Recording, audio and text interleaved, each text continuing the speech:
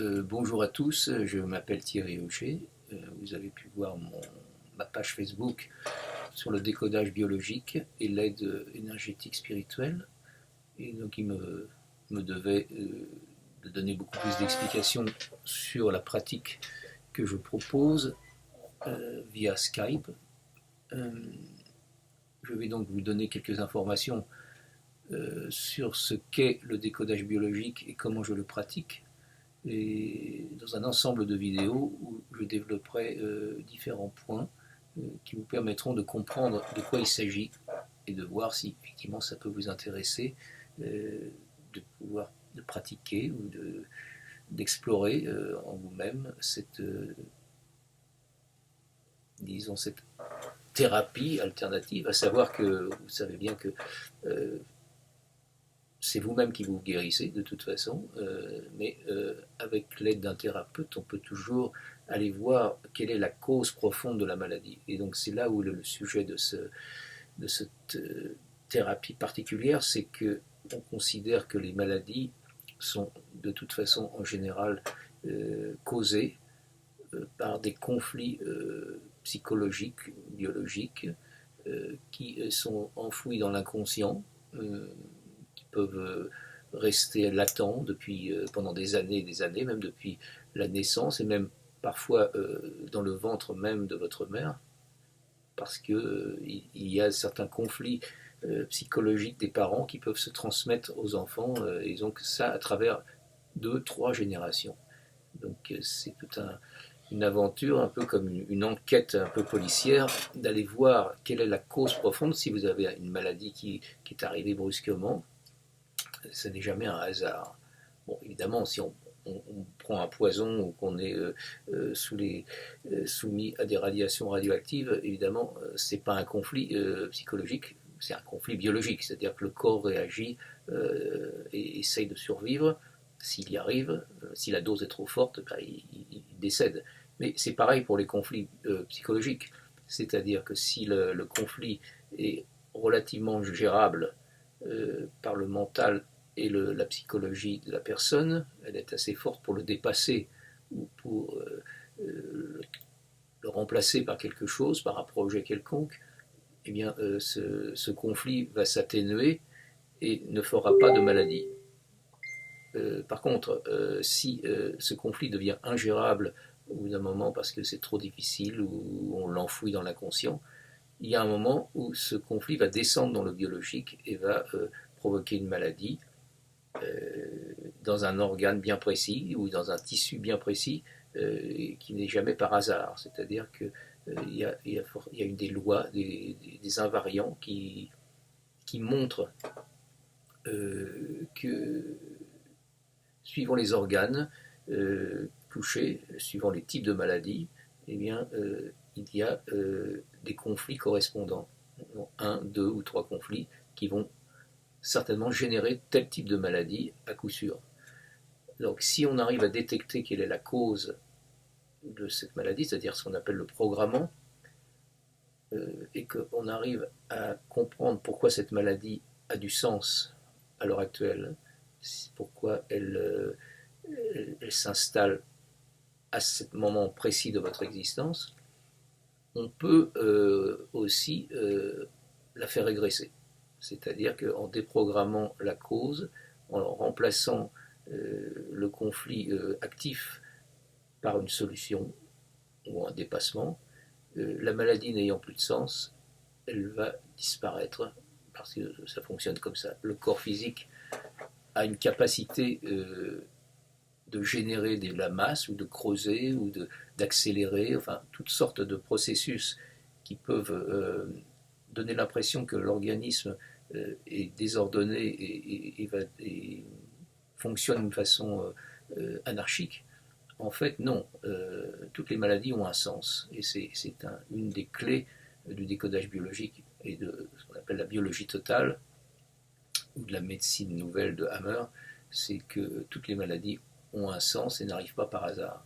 Donc si elles sont arrivées et que le corps physique a été capable de les générer pour une raison bien précise, si on découvre la raison précise et qu'on change le programme, comme dans un ordinateur, eh bien, le cerveau va donner l'ordre au corps physique de régresser dans cette maladie et de revenir à l'état normal qui est quand même la santé. C'est-à-dire qu'on est quand même programmé pour être en santé jusqu'à un certain âge, évidemment. Il y a quand même une limite, malheureusement, dans cette vie, un âge certain, bien qu'il y en a qui meurent très jeunes, mais enfin bon, on va dire 100 ans, 110 ans, pour l'instant c'est notre limite. Peut-être que dans les années à venir, on aura des possibilités de vivre plus longtemps. Pour l'instant, on est quand même limité, mais si on peut atteindre le moment du départ sans être malade, c'est déjà quand même une grande victoire. Donc grâce à des sessions de décodage biologique en discutant avec le patient ouvertement et à cœur ouvert et en captant bien les phases de développement de sa maladie, du pourquoi, à quel moment, et nombre de détails qui font que on va réussir à un moment donné à détecter la raison précise du pourquoi la personne est malade. Et si elle veut vraiment guérir, on va toucher à ce moment-là le moment où la personne va basculer dans une phase de guérison parce qu'elle va dire oui, c'est ça, c'est pour ça que je suis malade. Et à partir du moment, avec l'aide du thérapeute, elle va pouvoir régresser, retrouver un état de santé. Alors moi, je fais un mix aussi du décodage biologique qui touche évidemment le biologique, le psychique et le mental, mais j'ai aussi un parcours spirituel depuis des années qui me permet aussi de percevoir les corps énergétiques et les niveaux vibratoires de la personne. Et ça peut aider aussi énormément. Bon, bien sûr, il faut que j'explique si les gens ne sont pas avertis de tout ça. La première session sert surtout à expliquer les grandes lois du décodage biologique et certaines lois des corps énergétiques subtils. Et ensuite, on commence une discussion profonde et on va voir si en une session, deux sessions, trois sessions ou quatre, eh bien, on progresse dans notre enquête sur la découverte de la cause de la maladie. Et ainsi, on peut accompagner le patient. Bon, ça ne veut pas dire qu'il ne suit pas des traitements des traitements officiels de la médecine, évidemment, et de son médecin traitant. Disons que cette thérapie, qui peut être alternative, était là pour accompagner, si tu veux, un parcours de maladie. Et effectivement, si la maladie disparaît, ben, il est clair qu'il n'aura pas besoin de continuer des traitements, mais uniquement quand il sera guéri. Alors, bien sûr, on peut se dire, est-ce que c'est les médicaments ou les traitements qui m'ont guéri, ou est-ce que c'est la thérapie? Bon, peut-être un peu des deux. Peu importe, le but c'est que la personne soit guérie. Donc on peut toujours ajouter cette thérapie du décodage biologique au kit de médicaments que l'on est obligé d'ingurgiter ou de traitements lourds. Ça ne peut pas faire de mal, vu qu'il n'y a rien à avaler. Il y a simplement à examiner ensemble d'une façon sincère et avec le désir de guérison. Donc voilà, c'est une première vidéo que je fais pour vous expliquer un petit peu ce que je propose ici, des sessions sur Skype. Pourquoi Skype? Parce que c'est quand même très très pratique. Des patients, des gens qui ont des problèmes de santé, il y en a de par le monde, et ils ne sont pas forcément dans l'environnement du thérapeute. Skype a aussi cette possibilité, cette grande faculté de dialoguer en direct avec une caméra face à face. On est un peu dans la même pièce en même temps. Il y a quand même une distance. On n'a pas besoin de... il y a quand même une distance sociale, mais en même temps, il y a une sorte d'intimité qui se crée. Et donc, c'est tout à fait bénéfique pour que la personne, même à l'autre bout de la planète, puisse s'ouvrir et donner des informations qu'elle ne donnera peut-être pas à sa famille proche, à sa femme, à son mari, pour peur d'apparaître ou de dire la vérité, alors qu'elle va le dire plus facilement à un thérapeute, et spécialement si ce thérapeute vit sur le pays d'un autre continent, ou même à 100 ou 500 km, parce que là, il y a une confidentialité qui s'effectue, avec un secret évidemment thérapeutique qui est assuré. Et donc là, la personne peut donner toutes les informations qui lui viennent à l'esprit sans avoir à réfréner, à se, à se limiter dans ce qu'elle a à dire ou ce qu'elle ne veut pas dire. Pour guérir, il faut tout dire. Il faut évacuer des conflits qui sont le plus souvent vécus justement dans l'isolement, dont on ne parle à personne, parce qu'on ne veut pas apparaître comme, comme ayant un conflit particulier, et souvent c'est au plus proche qu'on les cache. Voilà. Donc l'idée, c'est que pouvoir dire ce qu'on a sur le cœur, et en général, très vite, le patient va donner au thérapeute qui sait écouter les clés de son problème, dans des petits détails, dans des phrases, même des résonances de mots, choses comme ça, qui va guider le thérapeute, et qui va aller tout de suite aller voir dans la séquence, aller trouver la séquence de là où la maladie s'est programmée.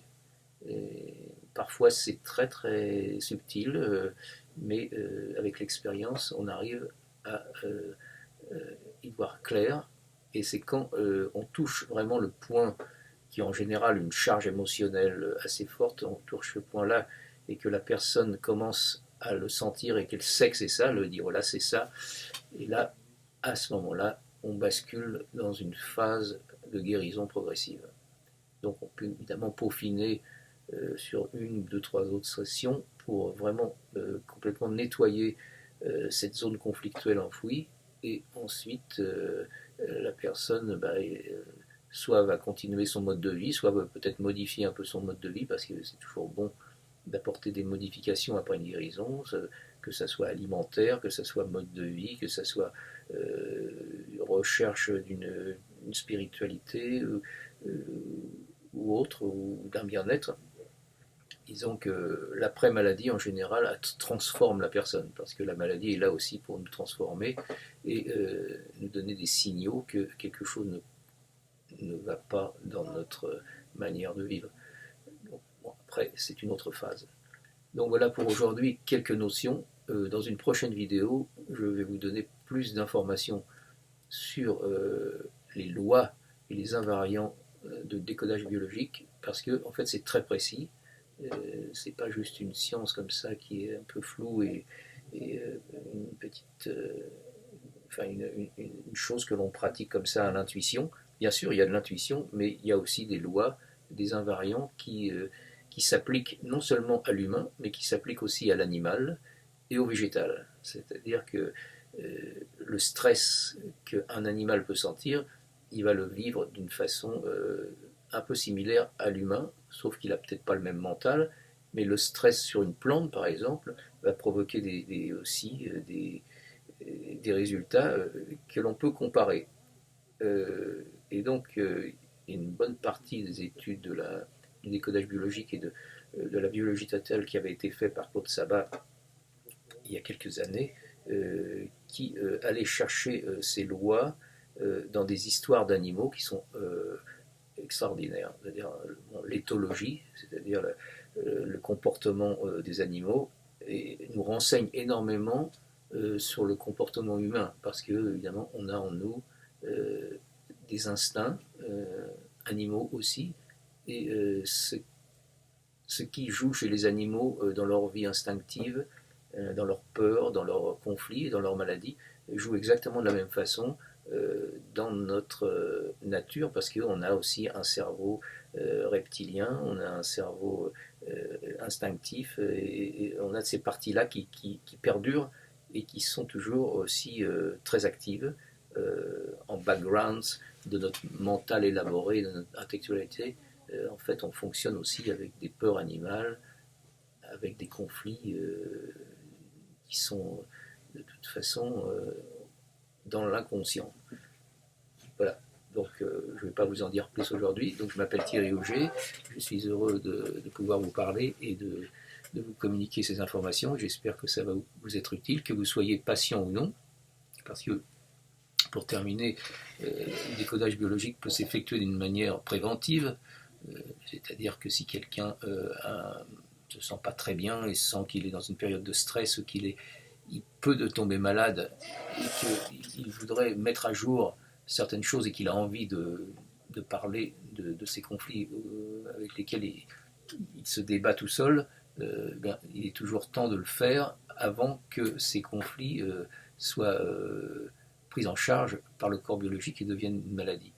Voilà, ça c'est une première optique de prévention. Bon, la deuxième, c'est quand on est malade, évidemment, on a telle maladie, on a fait des traitements, on a fait des choses, mais ça continue. Il semble que ça ne s'améliore pas, même avec des traitements lourds ou des tas de médicaments. Donc il est intéressant alors d'ajouter un petit peu en accompagnement ce type de thérapie pour qu'on puisse voir si on ne pourrait pas un peu faire régresser cette maladie en soi-même. Et là, c'est le patient qui a envie de guérir et qui est à l'écoute, non seulement de ce que le thérapeute va lui dire et de ce qu'il va percevoir, mais aussi de comment il va se ressentir et voir progressivement comment il va détecter en lui-même les causes profondes de sa maladie. Et ce qui en général, ce qui est intéressant, c'est que profondément, le patient sait pourquoi il est malade. Il le sait, mais c'est enfoui sous des couches intellectuelles ou des non-dits ou des refus ou toutes sortes de choses qui fait que ça reste ancré dans l'inconscient, mais si on arrive à l'amener à la surface, ce conflit, eh bien, à ce moment-là, on peut commencer à le gérer, à le traiter ouvertement, sans barrière sociale, sans état de protection et des non-dits ou des mensonges, parce que voilà, c'est comme ça. Alors que l'enfant ou l'animal, lui, va pas passer par des filtres intellectuels, il va ou guérir ou mourir. Donc les enfants guérissent très vite après quelques sessions. Les animaux peuvent aussi guérir dans la mesure où on les met dans des conditions qui soient différentes du contexte dans lequel ils sont tombés malades. Mais il y a des conflits particuliers chez les animaux qui sont constants. Et bon, dans une prochaine vidéo, je vous donnerai quelques histoires d'animaux qui illustrent très très bien comment un conflit psychologique peut se transcrire dans une maladie biologique. Voilà, je vous dis à bientôt, et c'était ma première vidéo, donc c'est pas tout à fait parfait, mais enfin j'espère que je me suis bien exprimé, à savoir que je parle français bien sûr, parce que je suis français, mais je parle aussi anglais, un peu portugais, un peu espagnol, peut-être pas suffisamment pour faire une session, donc de préférence français et anglais, mais on peut toujours se débrouiller s'il y a une urgence, une nécessité, avec des traducteurs, avec automatique, etc. Parce que ce qui compte, c'est votre guérison et votre bien-être. Je vous dis à bientôt dans une autre vidéo.